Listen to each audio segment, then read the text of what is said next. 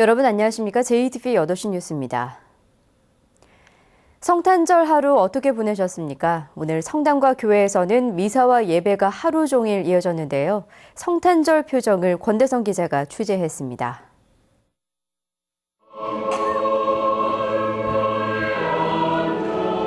아기 예수의 탄생을 축하하는 찬양이 경건하게 울려 퍼집니다. 전주 전동 성당 등 성당마다 성탄 대축일 미사가 올려졌습니다. 미사에서는 하나님의 축복이 가정과 사회 곳곳에 가득하기를 두 손 모아 기도했습니다.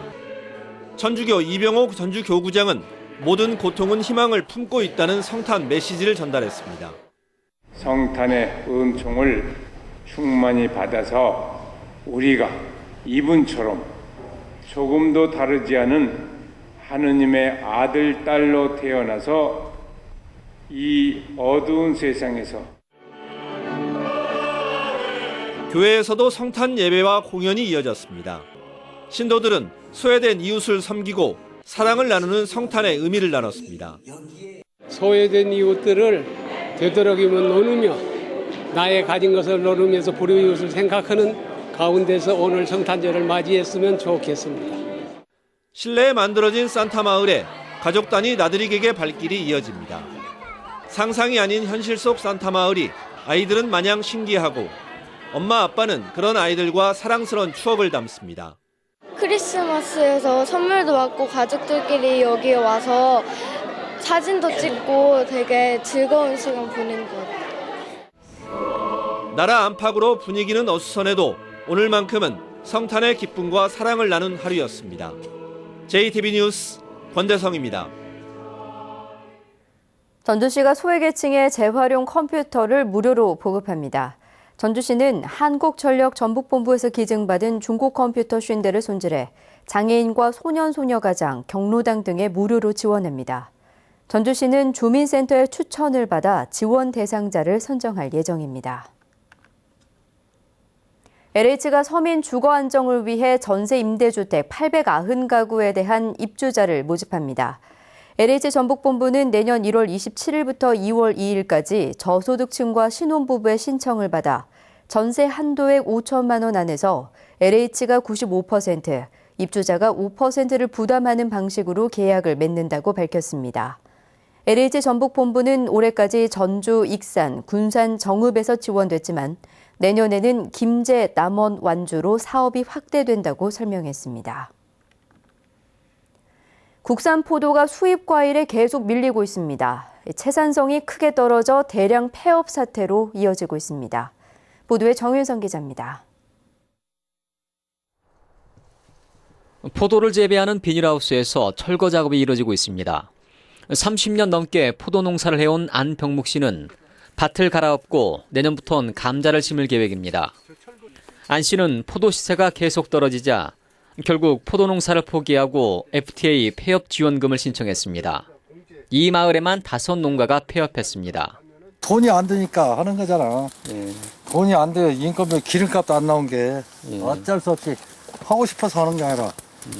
올해 전라북도에서 FTA 폐업 지원금을 받는 360농가 가운데 56%인 205농가는 포도 농가입니다.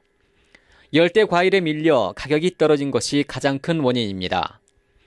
2013년부터 포도 시세가 떨어져 올해는 2kg 한 상자에 10,000원으로 2012년에 절반 가격으로 곤두박질 쳤습니다. 수입 과일에 큰 영향이 있고 그다음에 농산물 가격이 자꾸 이제 하락을 하다 보니까 먹고 사는데 힘들기 때문에 다른 작물로 전환하고자 해서 지금 폐업을 많이 하는 것 같습니다. 포도 시세가 회복되기는 어려워 폐업을 신청하는 농가는 앞으로 더 늘어날 것으로 예상됩니다. 그래도 많이 생긴다고 이제. 그나마 뭐 중국하고 뭐 이런 자꾸 체계를 들고 하니까 더군다나. 수입 과일에 밀리며 포도 농가들의 설 자리가 계속 좁아져 위기감이 커져가고 있습니다. JTBC 뉴스 정윤성입니다. 농촌의 생활 여건을 개선하거나 일자리 창출 등의 사업에 최대 80억 원이 지원됩니다. 농림부는 내년부터 3년 동안 한 개 지구에 최대 80억 원을 지원해 농어촌 버스와 농촌형 임대주택, 지역 특화산업 취업훈련 등 4가지 유형의 사업을 집중 육성한다고 밝혔습니다. 농림부는 내년 1분기에 대상지 6곳을 선정할 계획입니다. 전북지방중소기업청이 경쟁력을 확보해 미래 성장 가능성이 있는 기업을 경영혁신형 중소기업으로 인증했습니다. 중소기업청은 전북의 17개 기업을 경영혁신형 중소기업으로 인증하고 경영안정자금이나 시설자금 같은 정책자금을 우선 지원해 육성하기로 했습니다. 전국적으로 13,700여 개의 기업이 경영혁신형 중소기업으로 인증받았고 전북에서는 지금까지 3%인 408개 업체가 인증을 받았습니다. 전주시의회 청렴도가 2차례 연속으로 전국 하위권을 기록했습니다. 시의회는 뒤늦게 청렴도를 높이는 데 노력하기로 했습니다. 송창용 기자의 보도입니다.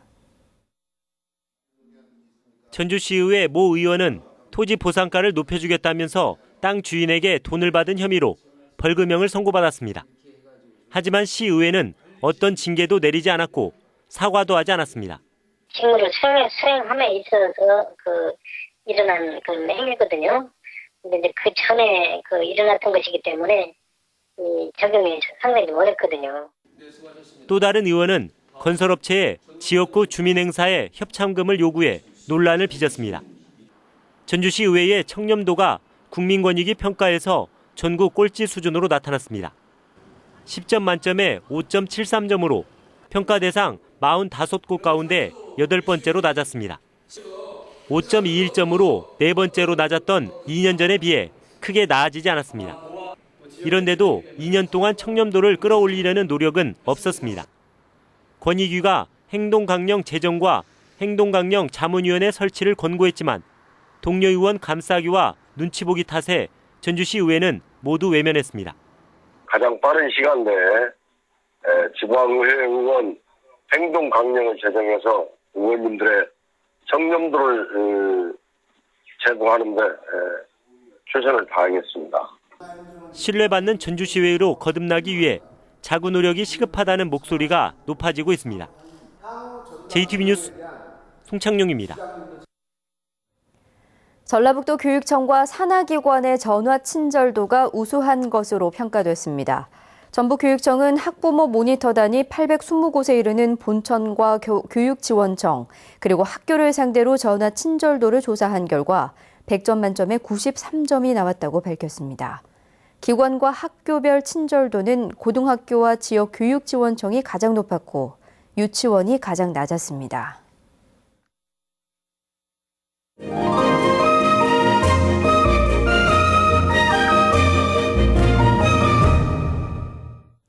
(2015년) 한 해를 돌아보는 순서, 오늘은 전북 문화계입니다.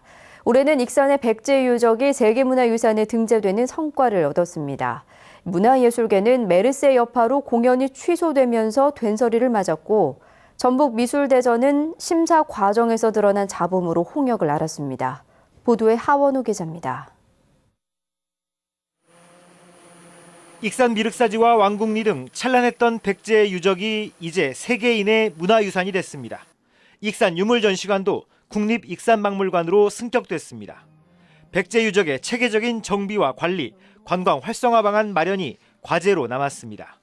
빛을 발하고 그 가치를 빛낼 수 있도록 보존하고 관리하고 또 세계 속에 뻗어나가는데 모든 정성을 다 바칠 것입니다.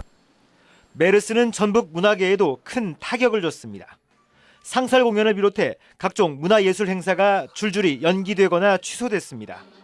지난해 세월호에 이어 올해는 메르스의 여파가 이어지면서 가뜩이나 열악한 지역 예술계가 큰 타격을 받았습니다. 출연진이라든지 스태프진들에게 대해서 지급해야 될 어떤 인건비라든지 출연료를 지급하지 못하는 상황이 발생되기 때문에 공연계에서는 큰 고민이죠. 전북 미술대전은 공정성 논란으로 홍역을 앓았습니다. 공예 부문에서 과거대회 수상작과 유사한 작품이 대상을 받아 자기 표절 논란이 일었고 결국 수상이 취소됐습니다. 서양화 부문에서는 대회 핵심 관계자의 자녀가 외압 논란 속에 대상을 받았습니다. 초대작가 7년 정지, 그러면은 심사권, 운영권 일체 7년간 정지됩니다. 작가에게는 좀 치명적일 수 있는데 그런 벌칙을 내렸습니다. 올해 초 문을 연 한국전통문화전당은 인력과 시설 운영에 난맥상을 보였습니다. 전북 최대 공연장인 한국소리문화의 전당은 전라북도 감사 결과 무료 초대권을 남발하고 직원 근무 기록을 제대로 보관하지 않은 채 수당을 지급한 것으로 드러났습니다. 13년 만에 수탁기관이 우석학원으로 바뀐 한국소리문화의 전당은 내년에 새로운 변화를 예고하고 있습니다. 10년 넘게 논란을 빚은 전북문화재단은 올해 설립이 확정돼 다음 달에 공식 출범합니다. JTB 뉴스 하원호입니다. 새만금 장기 도시기본 구상안에 군산공항역이 반영돼 전북 신공항부지로 군산공항이 유력해지고 있습니다. 2035년 새만금 도시기본 구상안에 따르면 군산 대야를 출발해 군산공항을 거친 뒤 새만금과 새만금 신항만으로 이어지는 철도역이 포함됐습니다. 정부의 국가철도망 장기 계획에 군산공항역이 포함돼 새만금 신공항이 군산공항 주변에 신설될 가능성이 크다는 분석이 나오고 있습니다. 군산지방해양수산청이 고창군 상하면 90호항을 수산과 관광을 연계한 어항으로 개발합니다. 군산지방해양수산청은 오는 2018년까지 240억 원을 들여 어민과 관광객 등이 함께 이용할 수 있는 공간과 시설을 조성해 어항의 효율성을 높이고 지역경제 활성화에 도움을 주겠다고 밝혔습니다. 전북은 내일 새벽 서해안과 일부 내륙에 빗방울이 떨어지거나 눈발이 날리겠습니다. 오후에는 대체로 맑겠습니다. 내일 아침 최저 기온은 영하 3도에서 영상 3도, 낮 최고 기온은 7도에서 10도로 오늘과 비슷하거나 조금 높겠습니다. 하지만 낮부터 바람이 강하게 불면서 체감 온도는 더 낮겠습니다. 모레부터는 강추위가 찾아오겠습니다. 모레 아침 최저 기온은 영하 8도에서 영하 4도, 낮 최고 기온은 0도에서 영상 1도까지 떨어지겠습니다. 내일 바다 물결은 1에서 2.5m로 일겠습니다. 다음은 이웃돕기 성금을 보내주신 분들입니다. 전북 콘크리트 공업협동조합 50만 원, 정읍시 정우면 송내마을 34만 원, 양지마을 32만 4천 원, 천덕마을 25만 5천 원, 덕성마을 23만 9,400원, 화천마을 22만 6,800원, 덕촌마을 18만 9천 원, 외장마을 17만 100원, 구성마을 15만 7,500원, 초연마을 5만 400원, 정읍시 영원면 흔낭마을 23만 원, 효문마을 19만 원, 연지마을 19만 원, 미전마을 17만 원, 후지마을 14만 원, 장제마을 13만 원을 보내주셨습니다. 성금을 보내주신 여러분 감사합니다.